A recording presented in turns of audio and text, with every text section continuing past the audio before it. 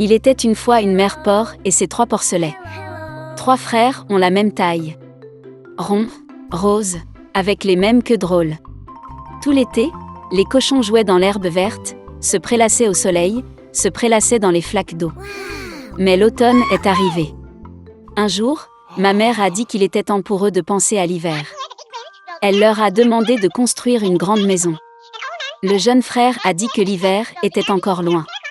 Le frère du milieu a dit qu'il construirait sa propre maison en cas de besoin. Et le frère aîné a décidé de construire la maison lui-même. Les frères cadets et intermédiaires n'ont fait que jouer à leur jeu. Il faisait de plus en plus froid chaque jour. Le jeune frère a décidé de construire une maison en paille. Le frère du milieu pensait qu'il ferait très froid dans la maison au toit de chaume en hiver. Il a décidé de construire une maison à partir de brindilles et de brindilles. Le soir, leur logement était prêt. Ils étaient très fiers d'eux-mêmes et ne pouvaient pas se lasser de leur bâtiment. Maintenant, ils étaient libres et pouvaient faire ce qu'ils voulaient. Ils ont décidé d'aller voir leur frère aîné et de voir quel genre de maison il s'était construit. Le frère aîné était occupé à construire. Il a appliqué des pierres, malaxé de l'argile et s'est lentement construit une maison fiable et durable. Les jeunes frères ont trouvé leur frère aîné au travail.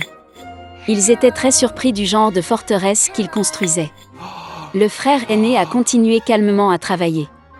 Les frères cadets et intermédiaires ont commencé à plaisanter et à rire de sa maison. Ils étaient tellement amusés que leurs cris résonnaient loin à travers la pelouse. Le frère aîné a demandé à se taire, car le loup pouvait les entendre. Les frères cadets et intermédiaires étaient encore plus amusés. Ils ont décidé que le frère aîné n'était qu'un lâche. Et les 2 braves frères sont allés se promener. En chemin, ils ont chanté et dansé, et quand ils sont entrés dans la forêt, ils ont fait un tel bruit qu'ils ont réveillé le loup qui dormait sous le pin. Le loup mécontent et affamé se rendit à l'endroit d'où provenaient les hurlements de 2 cochons stupides. Les frères marchaient joyeusement et parlaient de la facilité avec laquelle ils traiteraient le loup. Et soudain, ils ont vu un vrai loup vivant. Il se tenait derrière un grand arbre. Il avait des yeux très mauvais et une énorme bouche à pleines dents. Les frères étaient si effrayés que leurs queues minces tremblaient finement, finement. Le loup se prépara à sauter, il fit claquer ses dents et cligna de l'œil droit. Les porcs reprirent soudain leurs esprits, hurlant à travers la forêt, se précipitèrent pour s'enfuir. Soulevant des nuages de poussière, ils se précipitèrent chacun dans sa propre maison. Le jeune frère a couru vers sa hutte au toit de chaume et a claqué la porte devant le loup. Le loup grogna et demanda d'ouvrir la porte. Le jeune frère, par peur, ne put prononcer un mot. Puis le loup a commencé à souffler. Le toit léger s'est instantanément envolé de la hutte au toit de chaume. Le loup prit une profonde inspiration et souffla une seconde fois, et la maison en chaume vola dans toutes les directions. Le loup était ravi, claqua des dents et se jeta sur son jeune frère. Mais le cochon esquiva habilement et courut. Il a couru à la maison du frère du milieu. Les frères réussirent à s'enfermer et se regardèrent avec consternation. Le loup s'est fâché et a commencé à souffler. La maison est légèrement de travers. Le loup a soufflé une seconde, puis une 3e, puis une 4e fois. Mais la maison était toujours debout. Le loup prit une profonde inspiration et souffla pour la 5e fois. La maison a tremblé et s'est effondrée. Une seule porte resta quelque temps au milieu des ruines. Dans l'horreur, les porcelets se sont précipités vers la maison de leur frère aîné. Le loup a couru après eux. Il était sûr que cette fois les porcs ne le fuiraient pas. Les porcelets se sont rapidement précipités devant le grand pommier sans même le heurter. Et le loup n'a pas eu le temps de se retourner et a heurté le pommier, qui le recouvrait de pommes. Une pomme dure le frappa entre les yeux. Une grosse bosse sauta sur le front du loup. À ce moment-là, les frères cadets et intermédiaires ont réussi à pénétrer dans la maison du frère aîné et à verrouiller la porte. Le loup courut vers la porte, grogna et demanda d'ouvrir la porte. Les jeunes frères avaient très peur et ne pouvaient rien dire en retour. Et le frère aîné savait que lui et ses frères n'avaient rien à craindre dans une maison en pierre solide. Puis le loup a aspiré plus d'air et a soufflé dès qu'il a pu. Mais peu importe combien il a soufflé, pas une seule pierre n'a bougé. Et puis il a levé les yeux et a remarqué une grande et large cheminée sur le toit. Il monta prudemment sur le toit et commença à descendre le tuyau. Les cochons ont entendu un bruissement. Le frère aîné a immédiatement deviné quel était le problème. Il se précipita rapidement vers le chaudron, dans lequel l'eau bouillait, et en arracha le couvercle. Le loup descendit la pipe et tomba directement dans le chaudron. Ses yeux s'agrandirent sur son front.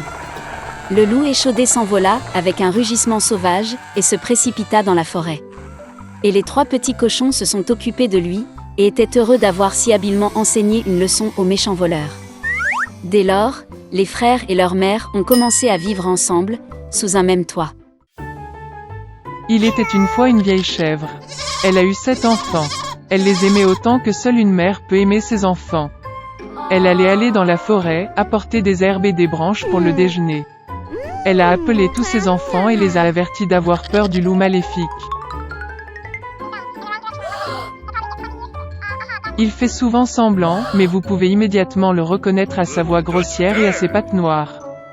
Les petits-enfants ont tout compris et ont assuré à leur mère qu'ils seraient très prudents. La vieille chèvre partit tranquillement. Peu de temps s'est écoulé. Soudain, quelqu'un a frappé à la porte et a crié d'une voix grossière que les enfants devraient immédiatement l'ouvrir.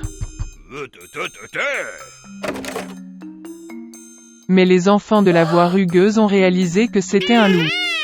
Ils ont répondu que ce n'était pas la voix de la mère, sa voix était gentille et fine, et cette voix était très impolie, ce qui veut dire que c'était un loup.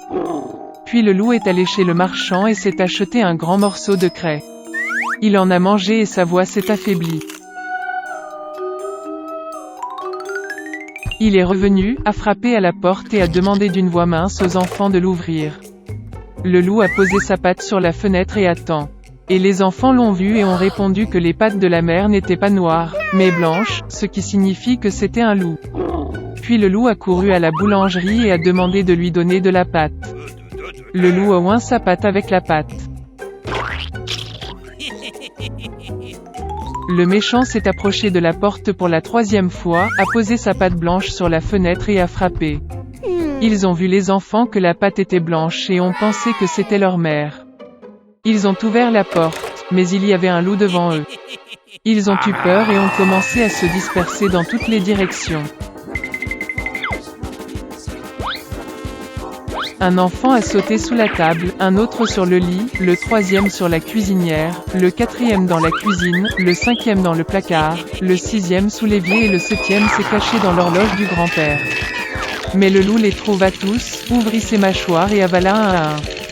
Une seule chose qu'il n'a pas trouvée, le plus jeune, qui s'est caché dans l'horloge. Après avoir mangé à sa faim, le loup est parti. Il s'allongea sur une prairie verte sous un arbre et s'endormit. Bientôt, une vieille chèvre rentra de la forêt. Oh, qu'est-ce qu'elle a vu là-bas? La porte était grande ouverte. La table, les chaises, les bancs ont été renversés, le lavabo a été cassé, les oreillers et les couvertures ont été jetés du lit. Elle a commencé à chercher ses enfants, mais elle n'a pu les trouver nulle part. Je les ai appelés par leur nom, mais personne n'a répondu. Elle s'approcha de l'horloge, et en réponse, il y eut une voix mince du plus jeune enfant. Elle l'a fait sortir de là et il a dit qu'un loup est venu et a mangé tout le monde. Comment la chèvre a pleuré pour ses pauvres enfants. Finalement, elle quitta la maison, et la plus jeune chèvre courut après elle. Elle est venue au pré, a vu, un loup gisait près de l'arbre et ronflait de sorte que les branches tremblaient. Elle le regarda de tous côtés et vit que dans son ventre gonflé quelque chose bougeait et pataugeait. Elle a deviné que c'étaient ses enfants et était très heureuse qu'ils soient toujours en vie. Elle a dit à l'enfant de courir à la maison dès que possible et d'apporter des ciseaux, une aiguille et du fil. Ensuite, la chèvre a coupé le ventre du loup avec des ciseaux, et de là, un enfant a sorti la tête. Et puis les autres ont sauté tous les 6, et rien de mal ne leur est arrivé. Quelle joie c'était! Ils ont commencé à embrasser leur mère, à sauter et à danser. Puis la vieille chèvre a dit que ce serait bien de donner une leçon au loup pendant qu'il dormait encore. Ils ont tiré des pierres et les ont fourrées dans le ventre du loup. Une vieille chèvre a recousu son ventre, mais il n'a rien remarqué, n'a même jamais bougé. Le loup a dormi, s'est levé et a eu une telle soif dans son ventre qu'il a décidé de boire l'eau du puits. Il s'approcha à peine du puits, se pencha vers l'eau, et de lourdes pierres le tirèrent au fond du puits. 7 enfants ont vu cela et ont commencé à danser de joie avec leur mère. C'est ainsi qu'ils ont enseigné une leçon au loup maléfique.